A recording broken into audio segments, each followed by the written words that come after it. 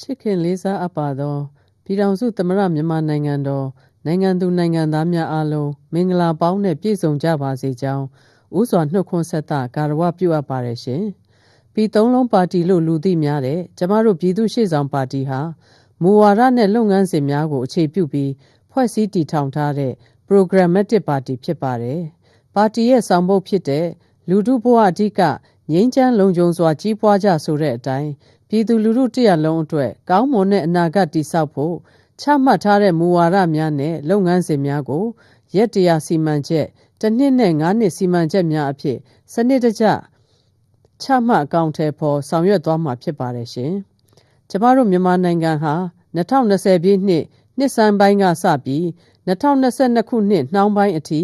ခံစားခဲ့ရတဲ့ကမ္ဘာကပ်ရောဂါ COVID-19 ဘေးကြီးမပြီးဆုံးခင်မှာပဲနိုင်ငံရေးအပြောင်းလဲများနဲ့ရင်ဆိုင်ခဲ့ကြရပါတယ်။တစ်ဆက်တည်းဆိုသလိုပဲ2023ခုနှစ်မိုခါမုန်တိုင်း2024ခုနှစ်ရာဂီမုန်တိုင်းကြောင့်ရေကြီးရေရှမ်းခြင်း2025ခုနှစ်မတ်လမှာမန္တလေးငလျင်ကြီးတန်တို့ကိုပြင်းထန်စွာခံစားခဲ့ကြရပါတယ်။ဒါအပြင်လျှက်စစ်မီးမလုံလောက်မှုနဲ့ကုန်ကျန်းတင်သွင်းမှုအကန့်အသတ်များကြောင့်ပြည်တွင်းစိုက်ပျိုးမွေးမြူထုတ်လုပ်မှုစရိတ်စကများကြီးမြင့်လာပါတယ်။လုံခြုံရေးစိန်ခေါ်မှုများနဲ့တရားမဝင်ဂိတ်များဖွင့်လှစ်ထားခြင်းကြောင့်တည်ယူပို့ဆောင်စရိတ်တွေမြင့်တက်လာလို့ကုန်စည်နှုန်းအဆမတန်ကြီးမြင့်လာတာကိုပြည်သူတရက်လုံးခါးစည်းခံနေကြရပါတယ်။နိုင်ငံရေးမှာလည်းပြည်သူများအကြားစည်းလုံးညီညွတ်မှုပြိုကွဲပြီးပဋိပက္ခများကြောင့်လုံခြုံရေးစိန်ခေါ်မှုများစွာနဲ့ရင်ဆိုင်နေကြရလို့ငြိမ်းချမ်းစွာနေထိုင်လိုကြကြောင်းပြင်းပြတဲ့ဆန္ဒများပြည်သူတရက်လုံးမှာရှိနေတာကိုတွေ့ရပါတယ်။ပြည်သူ့ရှေ့ဆောင်ပါတီအနေနဲ့လူထုဘဝများငြိမ်းချမ်းလုံခြုံစွာရှိဖို့အတွက်ထာဝရငြိမ်းချမ်းရေးကိုရှေ့ရှုတဲ့ပဋိပက္ခများလျှော့ချရေးကိုဦးစားပေးဆောင်ရွက်သွားမှာဖြစ်ပါတယ်ရှင်။ပဋိပက္ခတွေအကြားမှာလူငယ်တွေအတွက်လည်းအလောက်ကိုင်းအခွင့်အလမ်းနှဲပါလာလို့ကျေးလက်ကမြို့ပေါ်ပြည်တွင်းကပြည်ပသို့ရွှေ့ပြောင်းအလုပ်လုပ်ကိုင်းသူများပြားလျက်ရှိပါတယ်။လူမှုကွန်ရက်ပေါ်ကရိုက်ခတ်လာတဲ့အမြင်မတူခွဲခြားဆက်ဆံခံရမှုများကြောင့်ယနေ့လူငယ်မျိုးဆက်သစ်များရဲ့အနာဂတ်မရေရာမှုကြောင့်ကမ္ဘာအလယ်မှာမျက်နှာငယ်စရာတွေနဲ့ရင်ဆိုင်နေကြရပါတယ်။ပြည်သူလူထုကြီးရှင်ကျမတို့ပြည်သူ့ရှေ့ဆောင်ပါတီရဲ့2025ရွေးကောက်ပွဲကြေညာစာတမ်းမှာအပိုင်း3ပိုင်းနဲ့တင်ပြထားပါတယ်။ပထမပိုင်းအနေနဲ့လူထုဘဝအဓိကဆိုတဲ့ဆောင်ပုဒ်အတိုင်းအိမ်အောင်စုတိုင်းအတွက်အမြန်ဆုံးအကျိုးရှိနိုင်မဲ့အောက်ပါပြည်သူဗဟိုပြုဖွံ့ဖြိုးရေးလုပ်ငန်းများကိုအကောင့်ထဲပေါ်ဆောင်ရွက်သွားမှာဖြစ်ပါတယ်။ကကြီးပထမဦးစွာပြည်သူလူထုတရက်လုံးရဲ့ဝင်ငွေနဲ့အလုပ်ကိုင်းအခွင့်အလမ်းများတိုးတက်စေဖို့လူထုဘဝအတွက်အဓိကကျတဲ့စိန်ခေါ်မှုကြီးဖြစ်တဲ့ကုန်စည်နှုန်းအမြန်ဆုံးကျဆင်းရေးကိုတစ်ဖက်ကဆောင်ရွက်သလိုလူထုရဲ့ဝင်ငွေနဲ့အလုပ်ကိုင်းအခွင့်အလမ်းများကိုတိုးတက်ဖို့ဟန်ချက်ညီညီစ조사ဆောင်ရွက်မှာဖြစ်ပါတယ်။ဒါကြောင့်အလုပ်လက်မဲ့လူငယ်တိုင်းအတွက်အလွယ်တကူအလုပ်ရှာဖွေနိုင်ဖို့အခြေခံလုပ်သားများအားလုံးလောက်ခသင့်ပြီးလောက်တာတဲ့လစာရရှိဖို့အလုပ်ရှင်များနဲ့ညှိနှိုင်းဆောင်ရွက်ပေးခြင်းတောင်သူများဝင်ငွေတိုးနိုင်မဲ့မျိုးစိတ်နည်းပညာချေးငွေလုံလောက်စွာပံ့ပိုးပေးခြင်းဒီဂျစ်တယ်စီးပွားရေးကိုအားပေးခြင်းဖြင့်ပြည်သူများအပိုဝင်ငွေရရှိစေခြင်းရွှေ့ပြောင်းလုပ်သားနဲ့ပြည်ပရောက်မြန်မာများကမိသားစုထံကောင်းမွန်လွယ်ကူတဲ့ငွေလွှဲဝန်ဆောင်မှုနည်းလမ်းများကိုဖော်ထုတ်ဆောင်ရွက်သွားမှာဖြစ်ပါတယ်။တစ်ဖက်မှာလည်းဝင်ငွေနဲ့အိမ်အောင်စုများမတန်ဆွမ်းသူများထိခိုက်နစ်နာလွယ်သူများထံဓာတ်ရိုက်ထောက်ပံ့ပေးနိုင်မဲ့အစီအစဉ်များကိုလည်းစနစ်တကျဖော်ထုတ်ဆောင်ရွက်သွားမှာဖြစ်ပါတယ်ရှင်။ဒါအပြင်နိုင်ငံအကျိုးကိုစတဲ့တဘိုးအလုပ်လုပ်ပေးနေကြတဲ့ဝန်ထမ်းများအထူးသဖြင့်နယ်စွန်နယ်ပြားပြည်ပခတွေအကြားမှာသက်ဆွန့်ဆန်ပြကြိုးပမ်းဆောင်ရွက်နေကြတဲ့တပ်မတော်သားများရဲတပ်ဖွဲ့ဝင်များနဲ့နိုင်ငံဝန်ထမ်းများကိုလည်းရှားပါးစိတ်တိုးမြင့်ထောက်ပံ့ဖို့စွမ်းဆောင်ရည်ပညာရည်ချင်းကျွမ်းကျင်မှုနဲ့အတွေ့အကြုံလိုက်ထိုက်တန်တဲ့ခံစား권နဲ့ယာဒူးတိုးခွင့်စဉ်းစားပေးဖို့နောင်ရေးအာမခံချက်ရှိစေမဲ့စုငွေအိမ်ယာပင်စင်အာမခံပညာတော်သင်နဲ့အပိုစုကြေးစနစ်များထူထောင်ပေးဖို့ဦးစားပေးဆောင်ရွက်သွားမှာဖြစ်ပါတယ်ရှင်။အခွန်တန်းပြည်သူတိုင်းအိမ်ယာပိုင်ဆိုင်နိုင်ဖို့နှစ်ရှည်ချေးငွေစနစ်နဲ့အိမ်ဝယ်ပိုင်ခွင့်လုပ်သားများအတွက်ငှားအိမ်ယာစနစ်ခန်းစားပိုင်ခွင့်စွန့်ဦးတီထွင်စီးပွားရေးလုပ်ငန်းရှင်များအတွက်အိမ်ယာစီမံကိန်းများမှာရင်းနှီးမြှုပ်နှံလိုရင် နှစ်ရှည်အင်ယာချင်းငွေလျှောက်ထားခွင့်များကိုစနစ်တကျချမှတ်ဆောင်ရွက်လျက်အိမ်ချမ်းမြေနဲ့စောက်လုပ်ရေးကဏ္ဍများအတွက်ဝယ်လိုအားကိုမြင့်တင်သွားမှာဖြစ်ပါတယ်ရှင်။ခခွေတဘာဝဘေးနဲ့ပြိပခအလွန်ပြန်လည်ထူထောင်ရေးတို့ကိုပူးတွဲဆောင်ရွက်တဲ့နေရာမှာဘေးသင့်ပြည်သူများအတွက်လူသားချင်းစာနာမှုအထောက်ပံ့များထိရောက်စွာပံ့ပိုးနိုင်ဖို့ပရဟိတနဲ့အရပ်ဖက်အဖွဲ့အစည်းများကတဆင့်ပြည်သူရဲ့ယုံကြည်မှုကိုတည်ဆောက်ရင်းပြန်လည်ရင်ကြားစေရေးကိုပါတပါးတည်းဆောင်ရွက်သွားမှာဖြစ်ပါတယ်။ဂငယ်ရေတိုအထောက်ပံ့ပေးုံသာမက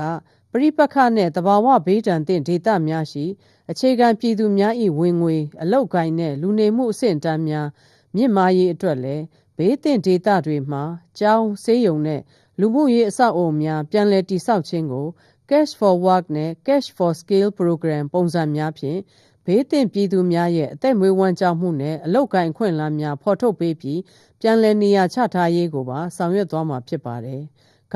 ကျန်းမာရေးနဲ့ပညာရေးကဏ္ဍများမှာဆိုရင်ကျန်းမာရေးစောင့်ရှောက်မှုကဏ္ဍပြုပြင်ပြောင်းလဲနိုင်ရေးအတွက်ဗန္ဒာရေးဖြည့်ဆည်းမှုအုတ်မြစ်ချနိုင်ဖို့နဲ့လူသားအရင်းမြစ်ဖွံ့ဖြိုးရေးအတွက်ကျောင်းတွင်းအာဟာရနဲ့အားကစားပံ့ပိုးမှုများကျွမ်းကျင်မှုနဲ့လုပ်ငန်းခွင်အဆင့်သင့်ဖြစ်စေမဲ့သင်တန်းများပညာရေးထောက်ပံ့မှုနဲ့ချင်းငွေဝန်ဆောင်မှုများစံပြလူငယ်လူရည်ကျွန်းနဲ့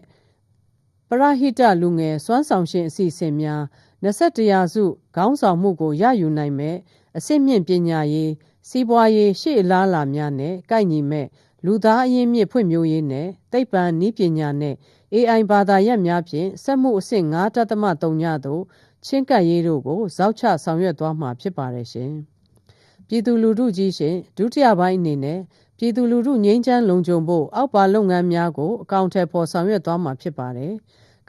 အပြစ်ခတ်ရက်စဲ၍ငြိမ်းချမ်းရေးအသည့်အပွင့်များအားလုံးညီမျှစွာခံစားနိုင်ရေးအတွက်တိုင်းရင်းသားများအကြားစိတ်ဝမ်းမကွဲဘဲယုံကြည်မှုတည်ဆောက်နိုင်ဖို့ပြည်내များနဲ့နယ်စပ်များအကြားစီးပွားရေးချိတ်ဆက်မှုများနဲ့လမ်းပန်းဆက်သွယ်မှုတိုးတက်ရေးအကောင့်ထဲပေါ်ဆောင်ရွက်သွားမှာဖြစ်ပါတယ်။ပရိပက္ခများလျှော့ချရေးဆွေးနွေးညှိနှိုင်းရေးနဲ့ငြိမ်းချမ်းရေးတည်ဆောက်ရေးအတွက်ပရိပက္ခဇစ်မြစ်များကိုစီမံခန့်ခွဲခြင်းသက်ဆိုင်သူအားလုံးနဲ့ဆွေးနွေးညှိနှိုင်းအဖြေရှာခြင်းငြိမ်းချမ်းရေးအထောက်အကူပြုစီးပွားချိတ်ဆက်မှုစီမံကိန်းများအကောင့်ထဲပေါ်ခြင်းငြိမ်းချမ်းရေးကိုကာကွယ်စောင့်ရှောက်မဲ့တပ်မတော်အားခေတ်မီစမ်းသစ်အင်အားပြည့်ဝစေရေးနဲ့ကောင်းမွန်သောအရပ်ဖက်တပ်ဖက်ဆက်ဆံရေးများတည်ဆောက်ခြင်းတို့ကိုဆောင်ရွက်သွားမှာဖြစ်ပါတယ်။တင်မုန်းချေရေးလက်စားမချေရေးတရားမျှတရေးနဲ့အမျိုးသားပြန်လည်သင့်မြတ်ရေးအတွက်ဆိုရင်ပရိပက္ခကြောင့်ထိခိုက်နစ်နာခံရမှုများအတွက်အမျိုးသားပြန်လည်သင့်မြတ်ရေးအစီအစဉ်တရချမှတ်ဆောင်ရွက်ပြီးနိုင်ငံတကာတရားရုံးတွေမှာတစ်ဖက်သက်ဆွဆွဲချက်များနဲ့တရားစွဲဆိုထားတဲ့အမှုများကိုတာဝန်ယူဖြေရှင်းသွားမှာဖြစ်ပါတယ်။ဒီမိုကရေစီနဲ့ဖက်ဒရယ်စနစ်ကိုအခြေခံသောပြည်ထောင်စုတည်ဆောက်ရေးနဲ့ပတ်သက်လို့စာပေယဉ်ကျေးမှုရှင်သန်ထွန်းကားရေးတို့အတွက်မိခင်တိုင်းရင်းသားဘာသာစကားသင်ကြားပိုင်ခွင့်အပါအဝင်မြန်မာနိုင်ငံ၏ပကတိအခြေအနေများနဲ့လိုက်လျောညီထွေဖြစ်မဲ့ဒီမိုကရေစီနဲ့ဖက်ဒရယ်စနစ်ကိုအခြေခံသောပြည်ထောင်စုကိုတိတိကျကျဖော်ထုတ်မြင့်တင်သွားမှာဖြစ်ပါတယ်။ဒီမိုကရေစီရေးပြည်သူ့အုပ်ချုပ်ရေးတရားဥပဒေစိုးမိုးရေးနဲ့မီဒီယာကဏ္ဍဖွံ့ဖြိုးတိုးတက်ရေးတို့အတွက်လက်တွေ့အကျိုးပြုမဲ့ဒီမိုကရေစီဝန်ဆောင်မှုကောင်းတဲ့ပြည်သူ့အုပ်ချုပ်ရေးစိတ်ချလုံခြုံစေမဲ့တရားဥပဒေစိုးမိုးရေးကျင့်ဝတ်လိုက်နာတဲ့မီဒီယာလက်တွေ့အမြန်အကောင့်ထဲဖော်နိုင်မဲ့ပုံမှန်261နဲ့ဇယား115အပါအဝင်ဖွဲ့စည်းပုံအခြေခံဥပဒေပြင်ဆင်ခြင်းကိုနိုင်ငံရေးလှုပ်ဖော်ကိုင်ဘက်များနဲ့ညှိနှိုင်းဆောင်ရွက်သွားမှာဖြစ်ပါတယ်ရှင်။ပြည်သူလူထုကြီးရှင်တတိယပိုင်းအနေနဲ့ပြည်သူတွေရဲ့ကံဉဏ်ဝရိယစိုက်ထုတ်သလောက်ကြီးပွားတိုးတက်နိုင်မဲ့အခြေခံဥပဒေမှာလည်းအတိအလင်းပြဋ္ဌာန်းထားတဲ့ဈေးကွက်စီးပွားရေးစနစ်ကိုပြန်လည်ထူမပေးပြီးအရှိန်အဟုန်နဲ့မြင့်တင်ဆောင်ရွက်ဖို့ဖြစ်ပါတယ်။ဒီနေရာမှာနိုင်ငံသားတိုင်းရဲ့ဝင်ငွေနဲ့အလုပ်ကိုင်ဖွံ့ဖြိုးတိုးတက်ပြီးနိုင်ငံရဲ့လူနေမှုအဆင့်အတန်းကိုဒေသတွင်းနိုင်ငံများနဲ့ရင်ပေါင်တန်းနိုင်စေဖို့အစိုးရနဲ့ပုဂ္ဂလိကအခန်းကဏ္ဍများရဲ့တီးခြားတာဝန်များနဲ့ပူးပေါင်းဆောင်ရွက်ရမယ့်တာဝန်များကိုတိကျစွာသတ်မှတ်ဆောင်ရွက်သွားမှာဖြစ်ပါတယ်။နိုင်ငံစီးပွားမြင့်တင်ပေးပြီးအားလုံးကြိုးရှိမဲ့ဖွံ့ဖြိုးတိုးတက်ခြင်းအတွက်အောက်ပါလုပ်ငန်းများကိုဆောင်ရွက်သွားမှာဖြစ်ပါတယ်။ကုန်စည်နှုန်းမြင့်တက်နေခြင်းနဲ့ငွေကြေးဖောင်းပွမှုနှုန်းကိုလျှော့ချမယ်မက်ခရိုစီးပွားရေးတည်ငြိမ်ရေးအတွက်ကျပ်ငွေတန်ဖိုးခိုင်မာစေခြင်း နိုင်ငံခြားငွေလဲလှယ်နှုန်းကိုဈေးကွက်ကိုအခြေခံတဲ့ managed float အဖြစ်ရခင်အတိုင်းပြန်လည်ကျင့်သုံးခြင်းကုန်သွယ်မှုလိုင်စင်များဖြေလျှော့ခြင်းပြည်ပလွှဲပို့ငွေများအတွက်တရားဝင်နည်းလမ်းများဖန်တီးပေးခြင်းတို့ကိုစီမံချက်ရေးဆွဲအကောင်အထည်ဖော်သွားမှာဖြစ်ပါတယ်။ခကွေပရိပက္ခနဲ့သဘာဝဘေးအလွန်ပြန်လည်ထူထောင်ရေးလိုအပ်ချက်များအတွက်အစိုးရပုဂ္ဂလိကနိုင်ငံတကာပူးပေါင်းပြီးဘေးအန္တရာယ်စီမံခန့်ခွဲမှုရန်ပုံငွေမတည်ခြင်းဘေးလွန်ကာလစီမံကိန်းများကြိုတင်ရေးဆွဲခြင်းတဘာဝဘေးဒဏ်ခံနိုင်ရည်ရှိတဲ့အခြေခံအဆောက်အအုံများဆောက်လုပ်ခြင်းတို့ကိုတွန်းအားပေးဆောင်ရွက်သွားမှာဖြစ်ပါတယ်။ငငယ်နိုင်ငံတော်စီးပွားရေးပြန်လည်ဦးမော့ရေးအတွက်ရသုံးဘတ်ဂျက်နဲ့ငွေကြေးမူဝါဒများခိုင်မာမှုရှိစေဖို့လွှတ်တော်ကနေပံ့ပိုးဆောင်ရွက်ပေးမဲ့အပြင်ပုဂ္ဂလိကကဏ္ဍအတွက်ကျိုးနီများရုပ်သိမ်း၍လောက်တာကင်တာရှိစေခြင်းစီးပွားရေးဦးမော့၍လင်းမြန်စွာအကျိုးရလဖြစ်ထွန်းနိုင်တဲ့ Quick Wins စီမံချက်များကိုဖော်ထုတ်အကောင်အထည်ဖော်ခြင်းနိုင်ငံတကာယင်းနှိမ့်မြုပ်နှံမှုနိုင်ငံတကာအထောက်ပံ့နဲ့ချေးငွေများပြန်လည်စည်းဝင်လာစေရေးတွန်းအားပေးဆောင်ရွက်သွားမှာဖြစ်ပါတယ်။စိုက်ပျိုးရေးမွေးမြူရေးနဲ့ကုန်ထုတ်လုပ်မှုကဏ္ဍများတန်ဖိုးမြင့်ဈေးကွက်ဝင်ဆနိုင်ရေးအတွက်လယ်လုပ်သူတိုင်းလယ်ပိုင်ခွင့်ရှိမဲ့စိုက်ပျိုးမြေများအထွက်နှုန်းတိုး၍တန်ဖိုးမြင့်စားသုံးကုန်များမွေးမြူရေးထုတ်ကုန်သစ်များမြေအရင်းနှီးသက်သာစေမဲ့စီးပွားရေးစုံများတန်ဖိုးကွင်းဆက်တစ်လျှောက်ထောက်ပံ့ပေးမဲ့ငွေရေးကြေးရေးအစီအစဉ် supply chain financing များကိုပံ့ပိုးပေးနိုင်ရေးဆောင်ရွက်သွားမှာဖြစ်ပါတယ်။အသေးစားအငယ်စားအလတ်စားစီးပွားရေးလုပ်ငန်းများဖွံ့ဖြိုးတိုးတက်ရေးအတွက်လုပ်ငန်းမှတ်ပုံတင်ခြင်းမတည်ငွေရင်းနည်းပညာသုတေသနနဲ့ဖွံ့ဖြိုးရေးဈေးကွက်ချိတ်ဆက်ရေးအတွက် MSME ဖွံ့ဖြိုးရေးစုပေါင်းရုံး One Stop Service အစီအစဉ်ဖြင့်ဝန်ဆောင်မှုပေးခြင်းဗန်နှင့်လုပ်ငန်းများလည်ပတ်ရေးအတွက်ချေးငွေအာမခံစနစ် Credit Guarantee Scheme ထူထောင်သွားမှာဖြစ်ပါတယ်။အစိုးရပုဂ္ဂလိကပူးပေါင်းဆောင်ရွက်မှုဖြင့်စီးပွားရေးဖွံ့ဖြိုးတိုးတက်စေရန်အစိုးရအရာရှိကြီးများစီးပွားရေးပညာရှင်များလုပ်ငန်းရှင်ကြီးများစွန့်ဦးတီထွင်အောင်မြင်သူများပေါင်းစပ်ညှိနှိုင်းမဲ့တွေ့ဆုံဆွေးနွေးပွဲ Public Private Dialogue များပုံမှန်ကျင်းပနိုင်ရန်စီစဉ်သွားမှာဖြစ်ပါတယ်။လွတ်လပ်တက်ကြွသောနိုင်ငံခြားရေးဒေသတွင်းချိတ်ဆက်ရေးနဲ့ခိုင်မာသောပထဝီစီးပွားရေးမဟာဗျူဟာကျင့်သုံးခြင်းဖြင့်ဒေသတွင်းနဲ့နိုင်ငံတကာဈေးကွက်များသို့ဝင်ဆန့်လာပြီးနိုင်ငံတကာတွင်မြန်မာပုံရိပ်မြင့်တက်လာစေရေးကိုပါတပါတည်းဆောင်ရွက်သွားမှာဖြစ်ပါတယ်။ဒေသတွင်းနိုင်ငံများနဲ့တိုင်းဒေသကြီးနဲ့ပြည်내အသီးသီးကစီးပွားရေးစင်္ကြန်များတစ်လျှောက်ဟန်ချက်ညီညီချိတ်ဆက်နိုင်မဲ့အာရှအမြန်လမ်းမကြီးတရုတ်မြန်မာစီးပွားရေးစင်္ကြန်နဲ့ကလဒန်မြစ်ဝှမ်းစီမံကိန်းများကိုအမြန်ဆုံးညှိနှိုင်းအကောင်အထည်ဖော်သွားမှာဖြစ်ပါတယ်။လျှပ်စစ်စွမ်းအင်တည်ယူပို့ဆောင်ရေးဆက်သွယ်ရေးဒီဂျစ်တယ်နဲ့စံညွှန်းအခြေခံအဆောက်အအုံများတည်ဆောက်ရေးအတွက်အစိမ်းရောင်နဲ့ပြည့်ဖြိုးမြဲစွမ်းအင်ကုန်စည်နဲ့ခရီးသည်တည်ယူပို့ဆောင်ရေးဆိုင်ရာအဆင့်မြင့်နည်းစနစ်များသက်သာလုံခြုံစွာချိတ်ဆက်နိုင်မဲ့အင်တာနက်အွန်လိုင်းပြည်သူဝန်ဆောင်မှုနဲ့အွန်လိုင်းရောင်းဝယ်ဖောက်ကားမှုများမြန်မာစံချိန်စံညွှန်းစနစ်များနိုင်ငံတကာစံများနဲ့အညီထွန်းကားစေရေးဆောင်ရွက်သွားမှာဖြစ်ပါတယ်။တဘာဝအရင်းအမြစ်များပွင့်လင်းမြင်သာစွာတန်ဖိုးမြင့်ထုတ်လုပ်အသုံးချရေးစိမ်းလန်းအခြေပြုနဲ့ပြန်လည်ပြည့်ဖြိုးမြဲစီးပွားရေးဝန်းကျင်ကောင်းများထူထောင်ရေးတို့အတွက်တဘာဝတွင်းတွက်များစနစ်တကျတူးဖော်ထုတ်လုပ်၍တန်ဖိုးမြင့်ထုတ်လုပ်နိုင်ရေးစိမ်းလန်းအခြေပြုနဲ့ပြန်လည်ပြည့်ဖြိုးမြဲစွမ်းအင်တိုးတက်ထုတ်လုပ်နိုင်ရေးတို့ကိုအထူးလေးပေးဆောင်ရွက်သွားမှာဖြစ်ပါတယ်ရှင်။နိဂုံးချုပ်အနေနဲ့ကျမတို့ရဲ့ပြည်သူ့ရှေ့ဆောင်ပါတီဟာပါတီရဲ့ဆောင်ပုဒ်ဖြစ်တဲ့လူထုဘဝအဓိကငြိမ်းချမ်းလုံခြုံစွာကြီးပွားကြဆိုတဲ့အတိုင်းအထက်ဖော်ပြပါမူဝါဒနဲ့လုပ်ငန်းစဉ်များကို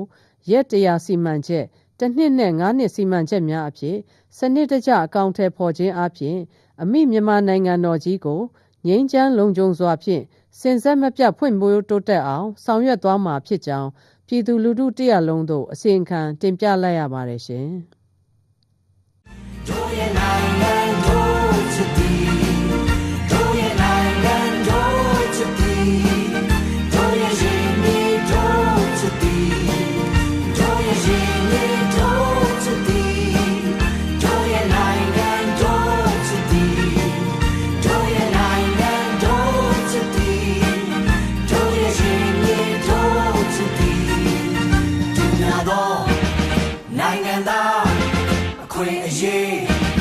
By Simon